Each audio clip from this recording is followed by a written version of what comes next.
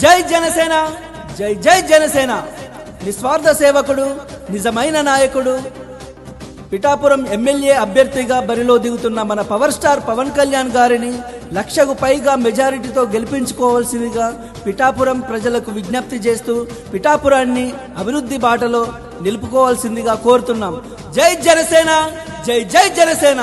Glass గుర్తుకే మన vote, glass గుర్తుకే మన ఓటు.